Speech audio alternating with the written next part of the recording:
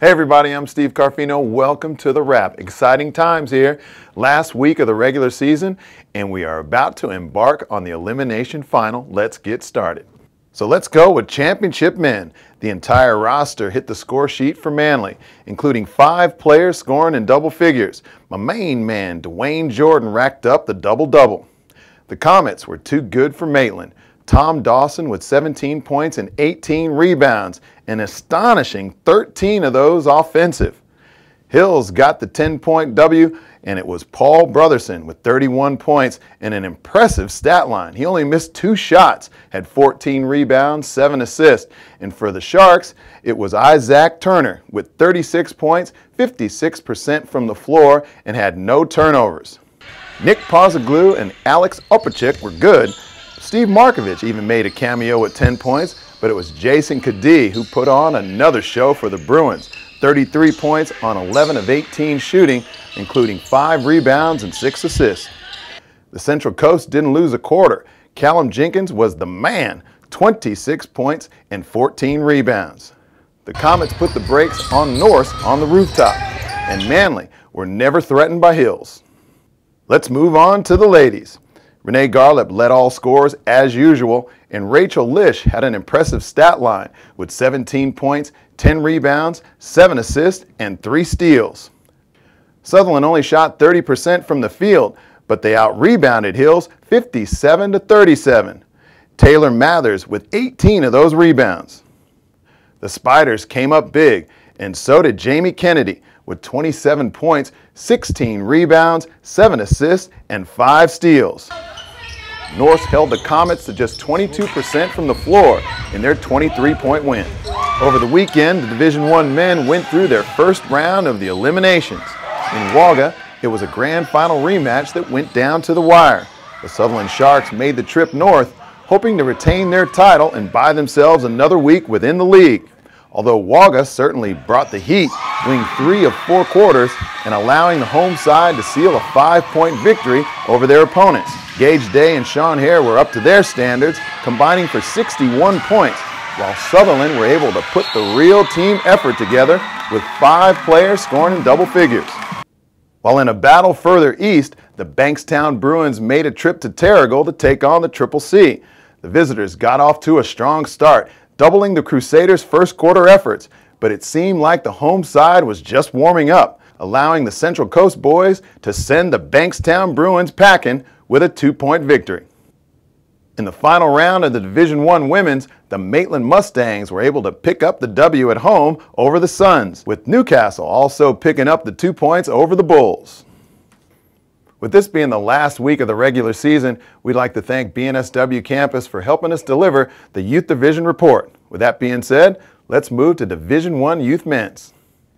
After being down at halftime, the Central Coast had a 32-point third quarter to secure the game and their ticket to the finals. Penrith had 7 players in double figures, including a pair of 25s from Adam Luca and the super athletic Sean Weeks. Mossville had Manly down by 1 after 3 quarters, and then bang, the Seagulls responded with a 30-point fourth quarter. Game over. Blacktown didn't drop a quarter either against the Sharks. Makuch Maluch had 47 in that one, had 33 the day before on the Central Coast. That's 80. Count them if you ain't got nothing better to do. Bankstown out-hustled, out-rebounded, and out-executed the Bulls in the first half. But in the second half, it was the Bulls who got physical and took advantage of mismatches to get the W. And the Inner West Bulls showed they belong in Division I, sealing 4th position with a victory over the Penrith Panthers and getting them a ticket to next weekend's final. Division I Youth Women. With the minor premiership for the ladies already decided, it was a last dash to make the finals for many sides, with the Norse Bears leapfrogging the competition to find themselves with the golden ticket to Terrigal. The Bears defeated the Comets on the rooftop on Sunday by 2, which was enough to get them over the line. While the Penrith Panthers will have to fight it out next weekend. After getting the weekend split, on Saturday they were able to make light work of the Newcastle Hunters with 4 Panthers in double figures. Although on Sunday they were unable to hold off the Hornsby Spiders, Chloe Bloom and Sarah Crisafulli leveling up with 24 points each. Flipping back to Saturday, and Hornsby were able to get the weekend double, defeating the Bruins at home and cementing their place next weekend. While Hills were able to pick up their weekend double, defeating both the Sutherland Sharks and the Manly Seagulls, with Manly picking up the weekend split, defeating the Razorbacks at home. Moving to Division II Youth Men. The Manly Seagulls were able to get the win over the weekend, defeating the Saints at home. Manly were able to win each quarter, with Shimon Dixon putting in the work with his 23 points. Despite the loss, both sides will play in the first elimination final next week. Meanwhile, the Hawkesbury Jets were able to save themselves from missing out on finals, with their win over the Hornsby Spiders on the road.